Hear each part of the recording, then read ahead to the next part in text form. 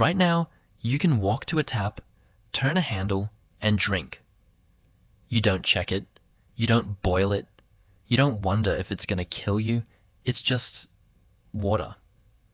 That is an incredibly recent privilege.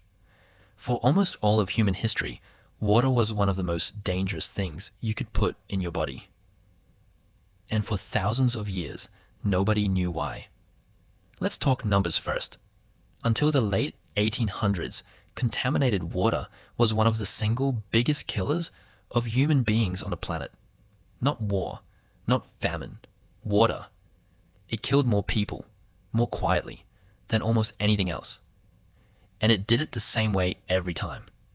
You drink from a river, a well, or a cistern, and a few days later you're dead, and nobody in the room understands what just happened. Cities made it worse, not better. The more people you packed together, the more waste ended up back in the same water supply everyone was drinking from. A single contaminated well in a crowded city could kill hundreds of people in a matter of weeks. And this wasn't ancient history. This was still happening in major cities well into the 1800s. So here's the real question. For thousands of years, humans built empires, wrote books, invented mathematics, and they still couldn't figure out that dirty water was making them sick. Why? Because the leading theory was wrong. For most of recorded history, the dominant belief, held by doctors, scientists, and governments, was that disease came from bad air. Miasma, foul-smelling vapors rising from waste, swamps, and rot. It made intuitive sense. Sickness clustered around smelly places, so smell must be the cause. This theory shaped how entire cities were run for centuries. Officials focused on covering smells, not cleaning water. They built taller chimneys, moved waste piles slightly further away, sprinkled perfume in the streets.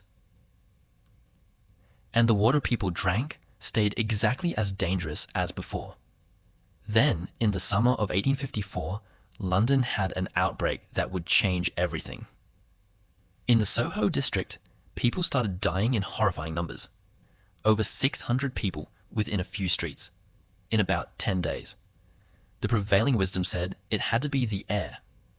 A local physician named John Snow didn't buy it.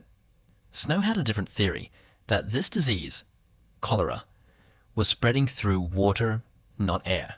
Nobody believed him. He had no microscope powerful enough to prove it, no way to see the actual cause. What he had was something almost more powerful, a map. Snow went door to door, marking every single cholera death on a map of the neighborhood.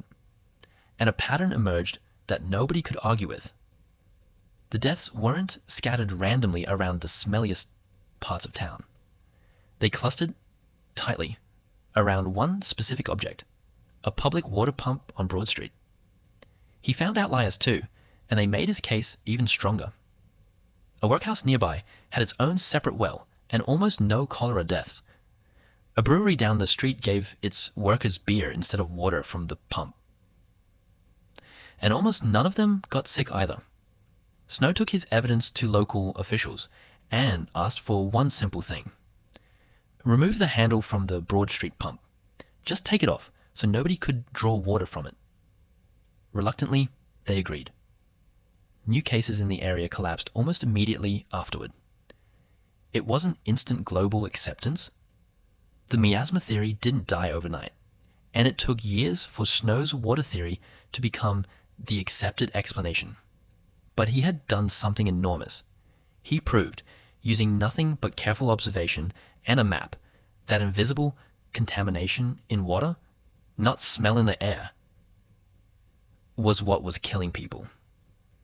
This is one of the most important moments in the history of public health, and most people have never heard of it. Over the following decades, the microscope caught up to Snow's map. Scientists identified the actual microorganisms responsible for diseases like cholera and typhoid. Bacteria, invisible to the naked eye, living in contaminated water and multiplying inside the human body. The theory had a name now, germ theory.